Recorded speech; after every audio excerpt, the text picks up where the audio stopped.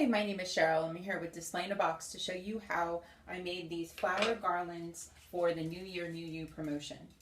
All right, so you'll see here that there's tons back here, so you only need to make 3, 5 if you want to go crazy. And you'll see that I made them in varying sizes, going from small to large, then back down to small. I have 5 different colors as well. So the materials that you're going to need are a pair of scissors, a ruler, fishing line, 6-pound test fishing line I recommend because it's really small. You're going to need a bone folder if you have one. It's not necessary, but it comes in handy. You're going to need some 65-pound cardstock, 8.5 by 11 size, so that you can put those in your printer to print the bird patterns. You're going to need the 4 different bird patterns that I put into the description of this video. The links are there for you to download and just print off from your computer. And spray paint. You're going to need, I used 5 different colors of blue, mostly because I had 3 hanging out and I only had to buy 2 more, but it's up to you what colors you want to do. This is a Wildflower Blue. It's a blue that's really close to the color in the extreme line, and it's this color right here. So if you're only going to do 2 colors, I recommend the Wildflower Blue and the Spa Blue. These colors up here are navy blue, deep blue, and brilliant blue. All Rust-Oleum spray paint from Walmart or Home Depot. The best spray paint on the planet for sure. All right, so first what you're going to do is you're going to print out your bird patterns. I will put the numbers of sizes and colors that I did that you're going to need to do exactly what I did, and you can change that as you want to. So I have right here, I'm making the extra large bird size. This is the body, this is the wings.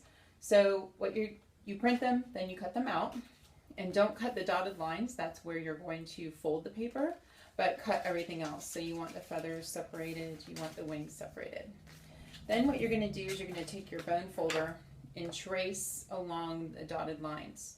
The bone folder makes it really easy for you to fold the paper. It's not a requirement, but since we're doing a round fold here, it will make it easier on you to fold the paper around that dotted edge, and it'll give you a cleaner bird body. Again, not necessary, but if you're going to do paper crafting at all in the future, it's worth the $5 investment. So you're going to fold along the dotted lines on both pieces.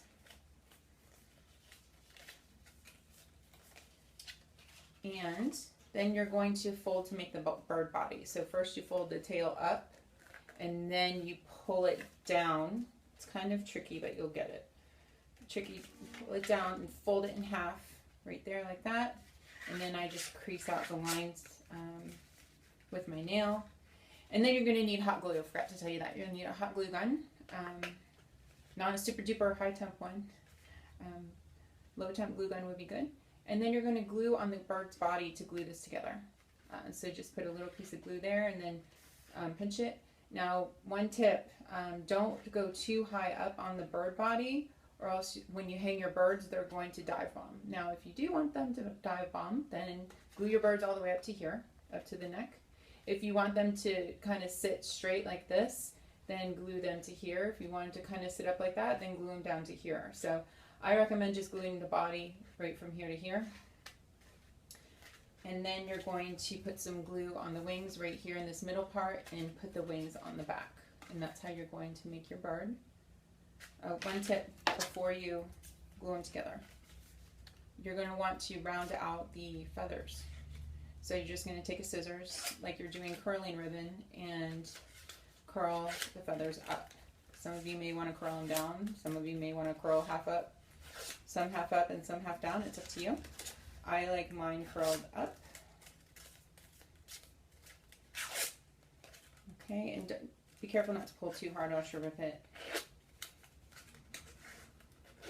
But it is 65-pound paper, so you should be fine. Just go through and round them off. Then do the tail. I want mine going forward. So I'm going to curl them forward. You may want to get creative and curl them backward. It's up to you. I chose blue cardstock paper too because when I paint it, I sometimes may have missed a spot and doesn't stand out so bad if the color is not fluorescent green. All right, so once you glue everything together, you're gonna end up with a bird like this. Then you're ready to go to paint. So what I recommend is that you make all your birds first, glue them all together, and then you paint them all at once, because painting is probably the most time-consuming part. When you paint, wear rubber gloves, latex gloves, because you're going to get them all over you. Wear clothes that you don't care about, because you're actually going to have to hold the bird while you're painting it so that you can get all the feathers. So I recommend doing 2 coats. One is a light one. Because this is paper, it's going to get soggy and it might droop. So in order to not get it really too soggy and too droopy, just do 1 light coat all over the bird and paint all your birds, and then come back to the first one and do your second coat, and then you should be good to go. Some of your feathers may overlap. Some of you may want to make your birds 2 colors and not paint them all the way. That looked kind of cool. Some of you may just want to leave your birds with not painted. That's okay too, but they look really nice when they're painted, because the spray paint actually gives it a nice sheen, and it almost looks like plastic when it's hanging up. All right, so your next step, what you're going to do is you're going to put all the birds together. Make sure that they dry for 24 hours. You don't want to be touching them because they're sticky and you might bend them. So let them completely dry for a day. Then you're going to poke holes, 1 hole in the top by where the wings meet the body, and then 1 hole down here by the bottom. All right, and then you're going to get some fishing line and you're going to start putting these guys together. So your first bird, whichever bird that you're going to have go at the top, I recommend that you get something to hang this on to work with. So first what you're going to do is this first piece of fishing line is just going through the body and then up through the 2 holes. Okay, so I went through the first hole, then through the body, and then up through the hole again. All right, so now I need to put my second bird on. You might be concerned about the bird being crooked here right now. Don't worry, because the next bird that you put on is going to actually make this hang straight. So your next step to get the next bird on is you're going to thread fishing line through the back hole and let it come out the back body like that. Then this next one,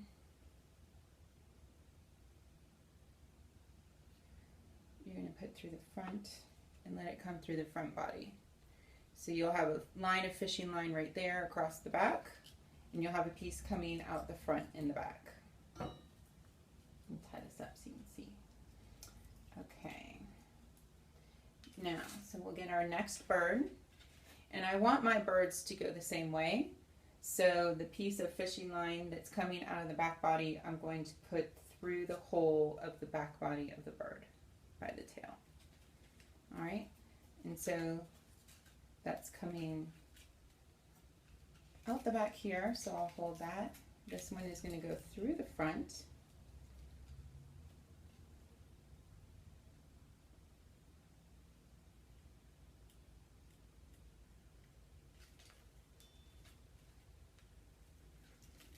All right, so now I have it through the front and through the back.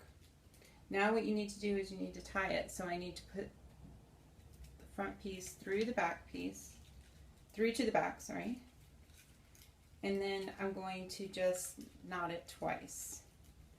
Not tie a double knot. Well, actually it is a double knot. Just go once and then twice. Don't go 3 times because we're going to adjust the height of the birds because we want our birds to be equidistant from each other if you're anal like me. So I measured all my birds to be 8.5 inches apart. So you only tie it twice so you can pull it up real easy. Because if you tie it twice with fishing line, you can tighten it or loosen it without having to untie it all again. It's really nice.